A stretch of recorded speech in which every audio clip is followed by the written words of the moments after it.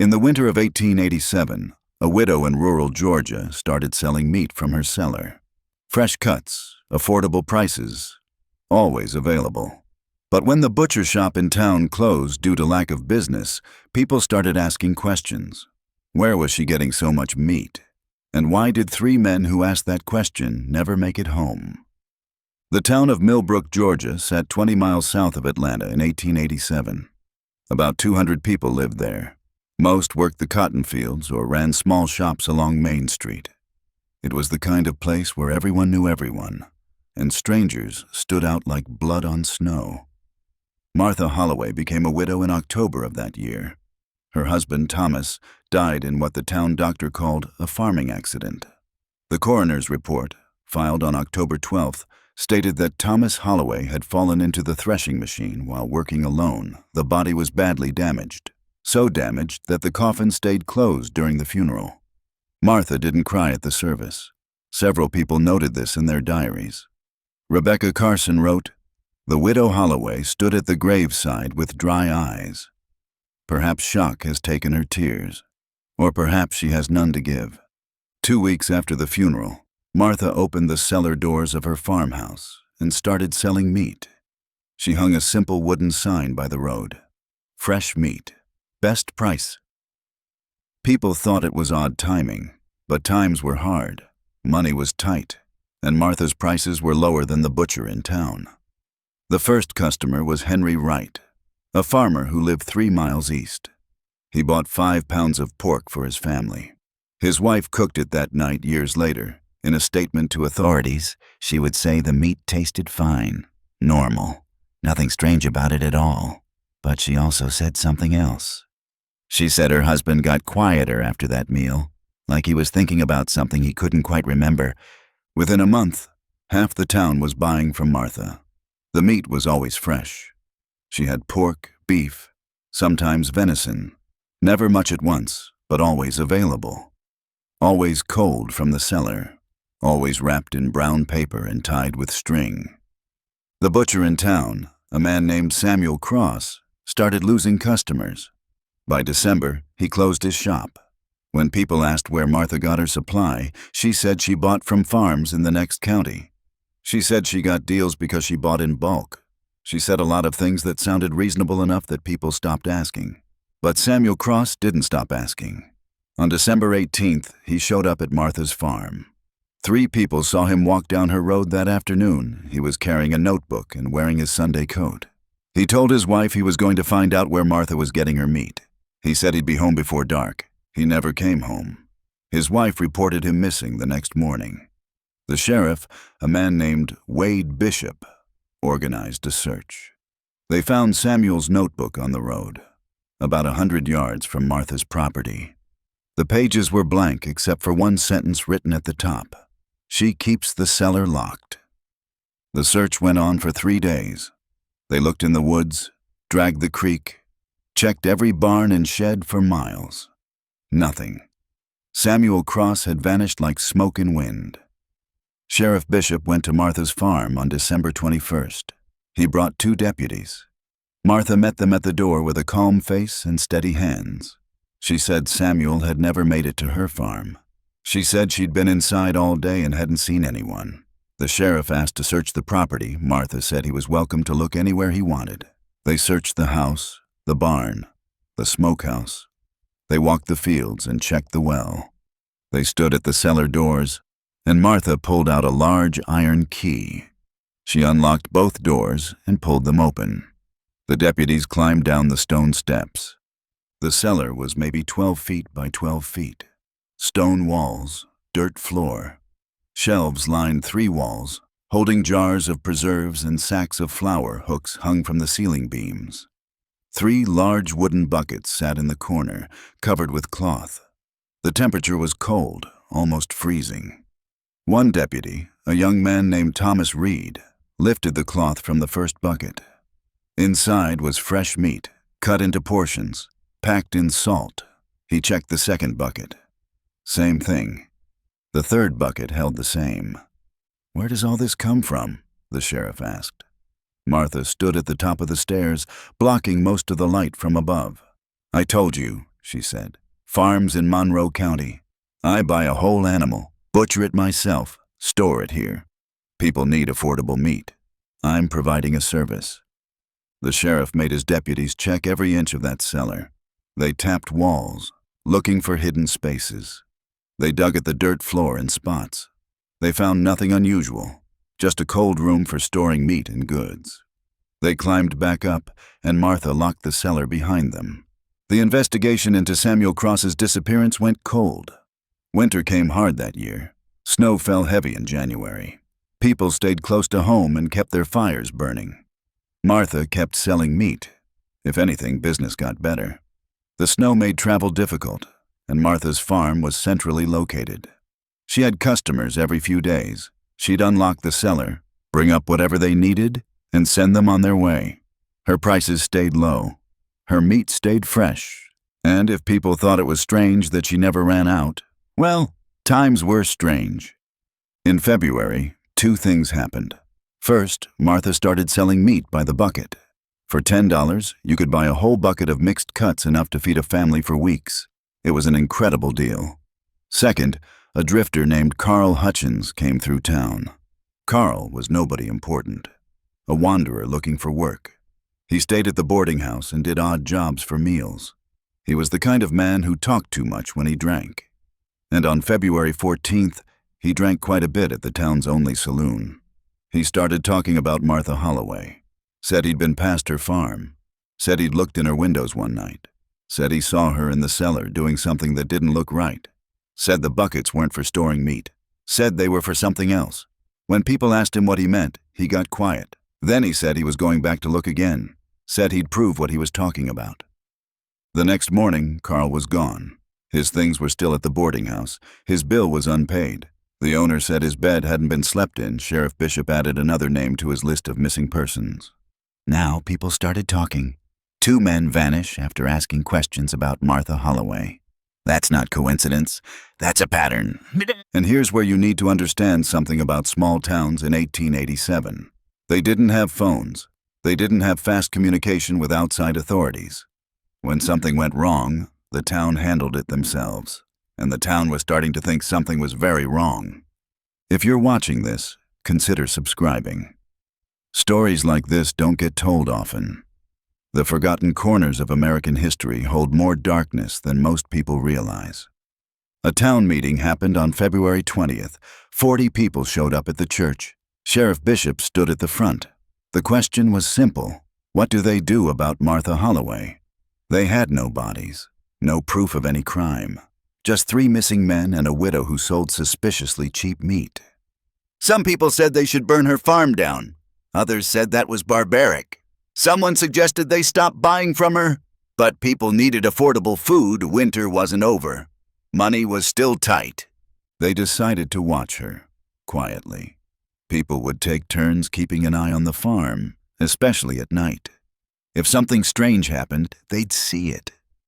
If someone else went missing, they'd know who to blame. For 3 weeks, nothing happened. Martha went about her business. She sold meat. She kept her cellar locked. She didn't leave her property except to attend church on Sundays, where she sat in the back pew and said nothing to anyone. Then March came, and Marcus Webb made a mistake. Marcus was a young man, 23 years old. He'd been one of the watchers assigned to keep an eye on Martha's farm at night. On March 9th, he was sitting in the woods about 50 yards from her house. It was a cold night, and he'd brought a flask of whiskey to keep warm. Around midnight, he saw Martha come out of her house carrying a lantern. She walked to the cellar doors, unlocked them, and went inside. Marcus waited. 10 minutes passed. 15. She didn't come out. His curiosity got the better of him. He left his hiding spot and moved closer to the farm. The cellar doors were open. Light glowed from below. Marcus got within 20 feet and stopped. He could hear something. A rhythmic sound, like chopping, like a cleaver hitting a cutting board. He should have gone back. He should have gotten the sheriff. Instead, he moved closer. He crouched behind the well and looked at the open cellar doors. From his angle, he could see down the stone steps. He could see the edge of the shelves, and he could see Martha's shadow moving on the wall. She was working on something. Her arms moved up and down. The chopping sound continued. Then she started humming. A tune Marcus didn't recognize. Something old and off-key. That's when Marcus noticed the smell. Even in the cold air, it reached him. Copper and salt, the smell of a slaughterhouse. Martha stopped humming. The chopping stopped. Marcus held his breath. Then Martha spoke. Her voice was clear and calm. "You can come down now," she said. "I know you're there." Marcus ran. He ran back through the woods, stumbling in the dark, branches tearing at his coat. He ran all the way to town and woke up Sheriff Bishop. He told him everything. The sheriff got dressed, gathered 4 men, and they rode to Martha's farm with weapons and lanterns. They arrived at dawn. The cellar doors were closed and locked. Martha was inside her house, making breakfast. She let them in without protest. They searched the property again. They checked the cellar. The meat buckets were there, covered with cloth. The air smelled like salt and earth. Nothing unusual. Sheriff Bishop confronted Martha directly. He told her what Marcus had seen. She looked at him with those calm eyes and said, "Your man was drunk. He saw shadows and heard wind. I was storing meat for the week, that's all. They couldn't prove otherwise. They left." But that night, the sheriff did something he probably shouldn't have. He wrote a letter to the county seat. He explained the situation. The missing men, the strange widow. The meat nobody could explain. He asked for help, for someone with authority to come investigate properly. The letter reached Atlanta 3 days later. And this is where the story gets interesting, because the state sent someone. Not a marshal or a detective. They sent a man named Dr. James Whitmore. He was a physician who'd studied in Europe. He had experience with unusual cases that didn't fit normal patterns. Dr. Whitmore arrived in Millbrook on March 18th. He was a tall man with gray hair and careful eyes. He met with Sheriff Bishop and reviewed everything, then he did something strange. He went to Martha's farm alone, unarmed, in broad daylight. He knocked on her door. She answered. According to his notes, which are kept in the Georgia State Archives, they talked for 2 hours. He asked her about her husband's death, about the meat business, about the cellar. She answered every question calmly. She even offered to sell him some meat. He bought a bucket. $10 for mixed cuts. She unlocked the cellar, filled the bucket herself, brought it up. He took it and left. That night, Dr. Whitmore did something that probably saved his life. He didn't eat the meat. Instead, he took samples to his room at the boarding house. He examined them carefully. He made notes, and what he found would later be sealed in official records for over 50 years. The meat was human. The cuts were human. The bucket contained pieces of at least 2 different people. Dr. Whitmore left town the next morning. He rode to Atlanta and reported directly to the state police. They organized a raid. 15 officers, well armed, arrived in Millbrook on March 22nd. They surrounded Martha's property at dawn. But Martha Holloway was gone. The house was empty. The cellar was empty. The meat buckets were empty. Even the shelves were bare. It was like she'd known they were coming, like she'd packed up everything in the night and vanished. They found 3 things. First, a journal hidden under a floorboard in the bedroom. Martha had been keeping records. Names, dates, weights. Samuel Cross, 178 pounds. Carl Hutchins, 165 pounds. Thomas Holloway, 192 pounds. There were other names, too. Men who'd gone missing in the region over the past 5 years, drifters mostly. People nobody missed. Second, they found the stone floor of the cellar had been recently disturbed. When they dug, they found bones. Human bones. Dozens of them. All showing marks from a saw and cleaver. Third, they found a map. It showed towns in 3 counties. Each town had marks next to it. Different symbols. Nobody could figure out what they meant until someone noticed. The symbols matched population sizes. Martha had been mapping out her next locations. The state police searched for Martha Holloway for 6 months. They found nothing. No trace. She'd disappeared completely, like she'd never existed. The official report called it mass murder. They estimated at least 12 victims, possibly more. The farmhouse was burned down. The cellar was filled in, the land was left empty. For years, nobody would go near it. But here's what kept people awake at night in Millbrook. The math didn't work. Martha had been selling meat for 4 months. Pounds and pounds of it, even if she'd killed every missing person in the county. There wasn't enough to account for all the meat she'd sold. The buckets were always full. The supply never ran out. Some people said she must have had help, partners who supplied her. Others said she'd been doing this for years, in different places. The map suggested that. But there was another theory, one that people whispered about but didn't say out loud in public. What if the meat never ran out because it wasn't meant to? What if something else was happening in that cellar, something that didn't follow normal rules? Several people who'd bought from Martha reported strange dreams after eating the meat, dreams of standing in dark places, of feeling hungry no matter how much they ate, of hearing that humming tune Martha sang while she worked. Dr. Whitmore's full report was sealed by state order, but years later, a clerk leaked portions of it. In the report, Whitmore wrote about his conversation with Martha. He said she told him something strange. She said her husband hadn't died in an accident.